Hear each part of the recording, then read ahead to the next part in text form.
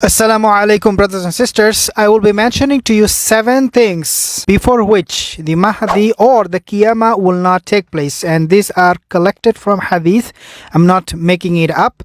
So inshallah, this is going to be something beneficial for all of us and a reminder. Number 1 thing that must happen before the coming of the Mahdi, dear brothers and sisters, is that until World War III will take place, and Rasulullah sallallahu alaihi wasallam, he mentioned in a hadith, he said about the people who will be fighting under the leadership of Mahdi during the end of time will be the best of Arab horsemen, Akramul Arabi Farasan. So why do I mention about the horsemen? It is because the WW3, as I said, must take place before the coming of the Mahdi.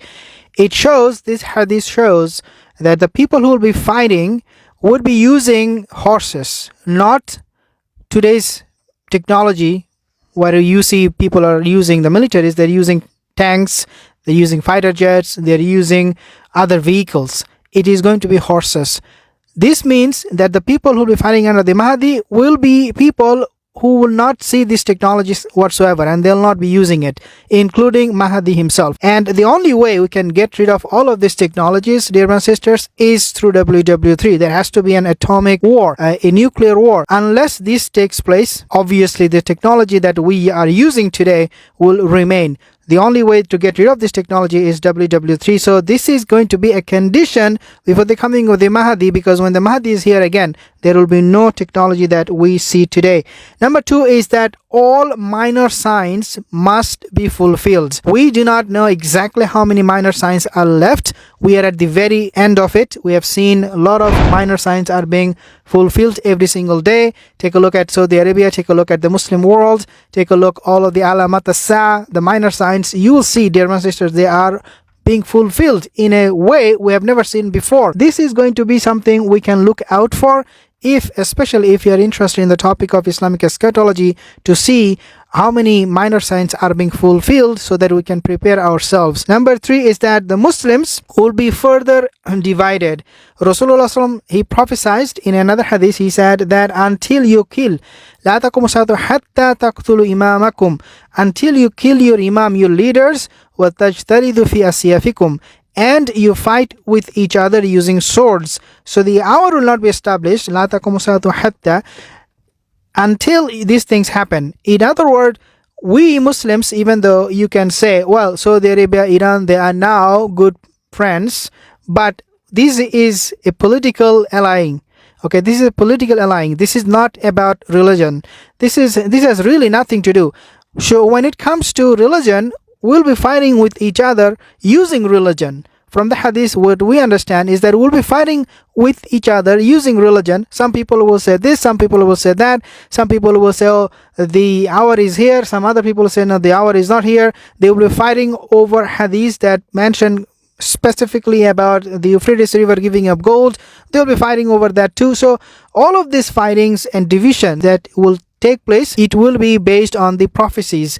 And this division, dear brothers and sisters, before the end of time will increase. So until that happens, until you see Muslims are fighting, وَتَجْتَلِدُ فِي يَسْيَفِكُمْ, the Mahdi, the Qiyamah will not come, according to the hadith that we find. Subhanallah. Number 4 is that fitan will increase. LGBTQ, you talk about divorce, you talk about depression, you talk about atheism, people leaving Islam. All of this fitan will increase. Until you see every household is being affected by this fitan, the Mahdi will not appear. The Qiyamah will not come. And Rasulullah, when he was standing on a mountain, he said, do you see what I see? Do you see what I see? Sahaba said, no, Rasulullah, we do not see what you see. So then Rasulullah said, I see that the fitna, kakital Muslim, it is going to be like a dark cloud in the sky, and it will be huge in number. And that he said, this fitan is dropping like raindrops in every household of the Muslims, of the believers. And he prophesied it, subhanAllah, so many years ago. And today we see, wallahi, like there is one house you can show me that doesn't have any problem. In almost every household, there is a fitna, there is a tension, there is going to be stress. Number 5, until the very end of time. So we talk about the coming of the Mahdi, it will happen at the very end of time. We talk about this topic, and a lot of people, they ask me all the time this question, oh brother, can you tell me when the Mahdi is coming? It is going to be happening at the very end of time. So do not expect, if you are still very young, do not say, before I die I will see the Mahdi, because we do not know. What we know from Hadith and the Quran is that this is a end of time alamat, and this will happen at the very end, when there is going to be no hope for humanity to call upon Allah Azza wa Jal to have Tawheed. That is the time when the end of time, the Qiyamah, the Mahdi, all of these things, events will take place, coming of the Dajjal, Ya'juj and Ma'juj and whatnot. People will also, this is a condition, people will forget not Dajjal necessarily, but the fitna of Dajjal. If you today talk about all these temptations, and you say, oh, these are because of the Dajjalic system, people will be like, yeah, man, you're crazy. What are you talking about, Dajjal? Where is Dajjal is coming from? Yeah, talk about LGBTQ issue, divorce issue. These are separate issues, atheism. But wallahi, these are not separate issues. People are forgetting the fitna of Dajjal. And these are all coming from the temptation of that one being that is going to be the greatest fitna of all time, and that is Dajjal. And people are totally forgetting about that. So this is the time really when the end of time is taking place in a way that we have never seen before, because Muslims, they don't want to believe in Dajjal. They don't even in fact believe in Hadith anymore, talks about Dajjal. They say, what are you talking about?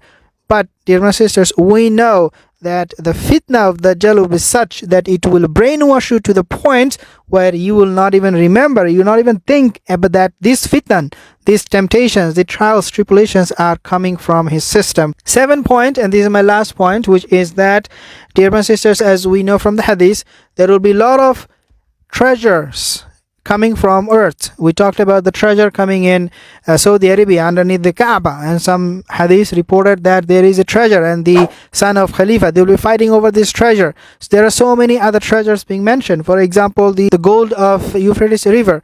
There are other treasures. The earth will give up treasure. And Rasulullah prophesied this over and over again. And we are seeing, wallahi, dear brothers and sisters, if you go to Africa, if you go to America, you go to Asia, everywhere, you see people are finding gold. All of a sudden, oh, we found this diamond, we found this treasure of gold. These are minor signs. These are giving this indication that one day you will find the treasures that are being mentioned in the Quran and Sunnah, and you will find them literally. I mean, we cannot say, a lot of brothers, they say, oh, Euphrates River gold is oil. No. We have to take hadith literally. I said this before. The scholars, they mentioned, we have to take hadith literally. So when Rasulullah said these mountain will give up gold, it is gold. It is literally, it is gold. But the point here is that really, until we find more and more of these treasures, the Mahdi, the Qiyamah will not take place. If you are somebody who is interested in this topic and you want to really know more about, of course, you can Google yourself, you can search, find out how many places they are seeing these golden nuggets. If you even go to the mountains, if you go to a water stream and you do some digging in there, you will find gold. Wallahi, like the treasures are everywhere. So this is going to be a fulfillment of the prophecy. Now, dear my sister, this is my last point. The Qiyamah, the end of time, all of these things, wallahi, they are here. Wallahi, if anybody says no, I will be like, subhanallah, may Allah give him guidance, may Allah give him hidayah. We are not able to convince people yet to believe in the hadith. People who believe in the Quran, wallahi, they're called Quraniya, right? They only believe in the Quran. They don't believe hadith, even though these hadiths are coming true literally every single day. If you don't believe in hadith, how can you believe in Dajjal? Wallahi, this is my question to you and to myself, to everybody. You have to take the book completely, because Allah Azza wa Jal mentioned in the Quran, Ya ayyuhalladhina amanu udkhulu fi silmi kaffa wa la tattabi'u khutuwati shaitan innahu lakum aduwwun mubin. That enter into this religion, get into this religion as a whole. Don't take something, don't leave something, and also do not fall the khutwati of shaitan, because the shaitan is always giving you waswasa, wallahi. And Allah, then he mentioned that his khutwa and his waswasa and his even existence is going to be something you should take very, very seriously, because he is a clear enemy to you. Wallah, he is a clear enemy to all of us. He is able to make us all, most of us, I should say, not all of us, most of us, to forget about the coming of the Mahdi, coming of the Dajjal, and the Fitan, coming of the Qiyamah. If we talk today about this Alamat as-Sa'a, people will laugh at us and be like, what are you talking about? But inshallah, we need to remind each other so that we do not forget. Assalamu alaikum wa rahmatullahi wa barakatuh.